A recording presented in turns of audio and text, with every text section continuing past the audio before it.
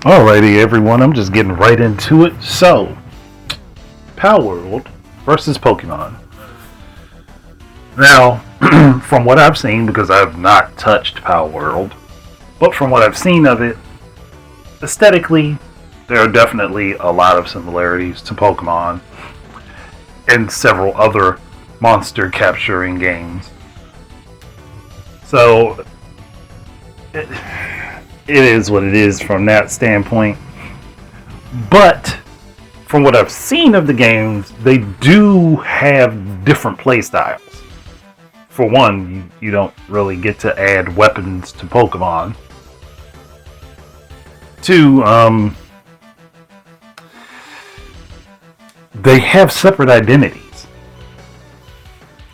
Now, Palworld, last I know, had around 5 million total players in its pre-released state. And people are using this to justify bashing on Pokemon and saying, well, no, Nintendo needs to put Pokemon on PC because look at this game that is very different. Yeah, they may look similar enough, but they are still very different. They don't play the same at all, from what I've seen. And I'm not going to be mad and harping on Nintendo for not putting their stuff on PC for a bunch of people that are just going to emulate their shit any fucking way. Because if we're being honest, Nintendo puts Pokemon out. Nintendo, Pokemon Company, Game Freak, Creatures Inc. They put Pokemon out on PC. They put legitimate Pokemon games on PC. And they put them on PC for the full price, and they don't adjust the price at all. The first thing that people are going to do is go ahead and look up Yuzu and go ahead and fucking emulate it any goddamn way. Because that's exactly what's going to happen. So, using the argument that Palworld has done well on PC, I think it has around 3 million sales on PC currently. It may be more. I know the Game Pass number was included in the 5 million people playing. But I could be wrong about the 3 million on PC because I don't know. I think that was from Steam. But it could also be Steam and the Xbox app if Palworld is on there. I haven't checked. But my thing is, we keep hearing people, and this has been a thing since this game has gone live for people to play around. Again, remember, this is early access. So it's not a complete game. Hell, if it gets stuck in limbo, it may never be a complete game. But people are running to the hills. Pokemon needs to be like this game. If Pokemon ends up being like Palworld, then Pokemon loses its identity, which people like. People don't dislike the identity of Pokemon. Now, some of the things that have been done by Game Freak and Pokemon Company in general, yeah, people have some issues with that, but they don't dislike the identity of Pokemon. Hell, right now there's even a mod of Palworld that features Pokemon. Now, that's not a good idea to do because it could be misconstrued that this is a Pokemon game if the wrong person sees that before they actually see what's actually in the game. And that could cause some issues. I just think that people need to be careful with what they're doing with Palworld. But asking for Pokemon to become Palworld or to be like Palworld or for the games to be released on PC, that is very much likely never going to happen. One, because most of the time when a Pokemon game releases, it sells around 20-ish million per release. So you're not going to have Pokemon curtail itself to Palworld. If anything, the reason that Palworld is doing so successful or so well is because it looks heavily like Pokemon. And some of the monster designs do look very similar to the ones in Pokemon. If people want to play the game of it's not specifically the same, yeah, that might fly in court. But when you have what essentially looks like an Electabuzz carrying a Gatling gun, Nintendo could potentially take issue with that. Now, part of me doubts that they will, because the designs do look different enough that you can say, okay, it's not Nintendo's designs, or it's not Nintendo's characters. But they do look very similar. So, I mean, there's no two ways really about that. And if you want to say that they don't, then you're lying to yourself. But I don't even take issue with people liking Palworld for the different things that it does. It is a more quote-unquote mature Pokemon game. If only for the fact that there are some things that happen in that game that just don't ever happen in Pokemon. I actually even think that there was somebody talking about there's like a thing of human trafficking in the game. I don't know. I'm just going by the information I have heard and some of the images I have seen. I'm not going to pretend to know this game inside and out because I haven't touched it. I might not touch it. I don't know because it doesn't really appeal to me personally. I do see why there's interest, but it doesn't really appeal to me personally. But if so many people like Palworld, and you want Pokemon to have competition, there were a slew of games out there that didn't catch on that kind of had a similar idea to them.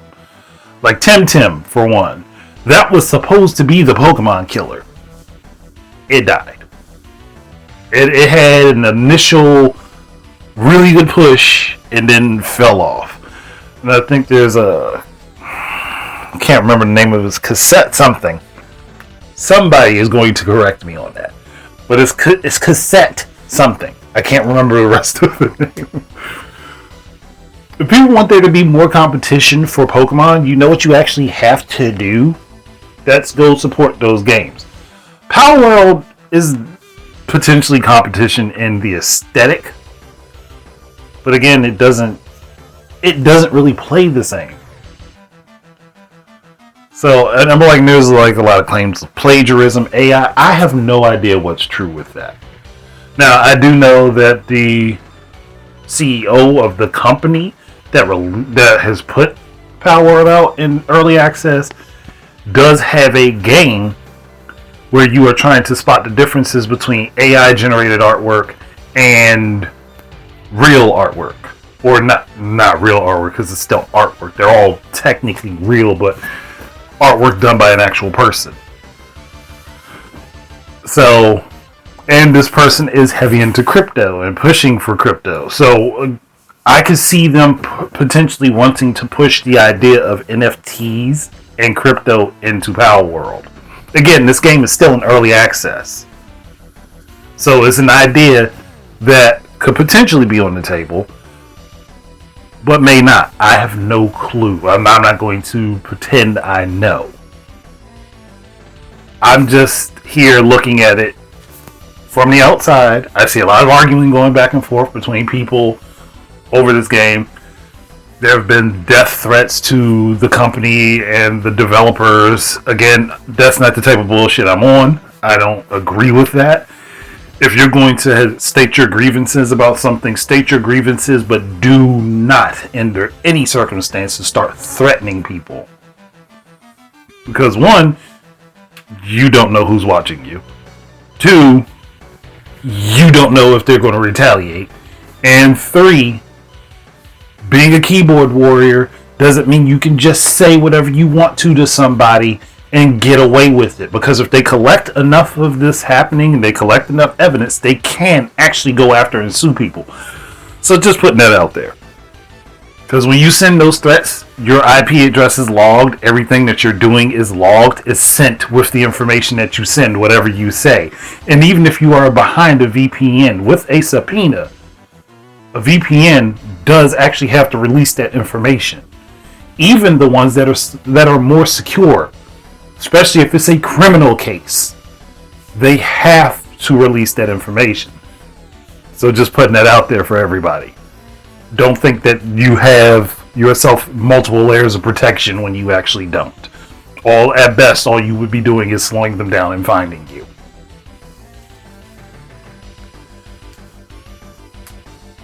All I'm going to say is I would prefer that Palworld actually be fully successful. Like, yeah, the sales numbers are going to be inaccurate because of Game Pass. But there is a deal with Microsoft, so that definitely puts some money in their pocket. But who's to say that this game is going to remain relevant after this year, after this first few months of the year? No one knows. Chances are, after this huge push happens, people get bored with the game. It will still have a small community that will push it, that will live stream it, that will talk about it, that will enjoy it. Will that be enough to topple Pokemon? I highly doubt it. If people feel like Pokemon has been a rushed product, it's technically always been a rushed product. At least since the second game. I can't say since the first game, because the first game I think took several years to really put it together. But after the second game, they started coming out pretty fast. And they would end up with a third edition that does a couple extra things, that adds some stuff in that wasn't in the first two editions of the release. So, yeah. At this point, people just need to accept that Pokemon is Pokemon. If you want them to be better about Pokemon, guess what you'd have to do? You'd have to convince a bunch of people that don't care about the online discourse to stop getting Pokemon. Unless you can do that, you don't really have grounds to stand on. Your boat's going to sink before you even try. I personally, if Palworld isn't necessarily using AI designs, and there isn't going to be crypto involved in the game, no NFTs, none of that back end bullshit, I would actually like to see it be successful. I would like to see it do well, even though I'm not personally interested in it. But that's because I want to see games do well. But only under the circumstances that we're not perpetuating the idea of utilizing AI art over actual artists. It's one thing to take an AI algorithm and utilize it to map out the world map, which you have already made designs for. That's one thing. If there are designs already made and you're utilizing AI in order to just piece some of the stuff together, cool. But when you take people out of the creative process, like a lot of people out of the creative process, that's where I start to get a little bit iffy. Because then it's not really helping the industry, and then it's going to become the practice of, hey, we've got this AI art tool here, let's just go ahead and throw it out there, place in some ideas, and let's see what it kicks out. I'm not cool with that. I'm not cool with that idea. I understand if there's like a smaller developer or a smaller team that's working, but this guy has other games out there. He's been in the games industry for a while. And on top of that, they got to deal with Game Pass, so there is money there. There are no two ways about that. There is money there. So if they are skipping over having actual artists do designs for this game, that is a major issue. That's if. Again, I can't confirm anything. I don't know, because there's so much conflicting information out about this right now that it's hard to just sit down and say, oh yeah, this is definitely AI art. It could be. And I wouldn't want to support that. Not for the idea of selling a major game product, especially when that's something that could help a lot more people. Now, if you were to say, oh, hey, there's this YouTuber using AI to generate thumbnails, and there's somebody who's very small, like they don't make money off of YouTube, I really don't care. I don't care if those people use it. But if it's like somebody who's bigger, say like a Nux Taku, or a Player Essence, or Lost Pause,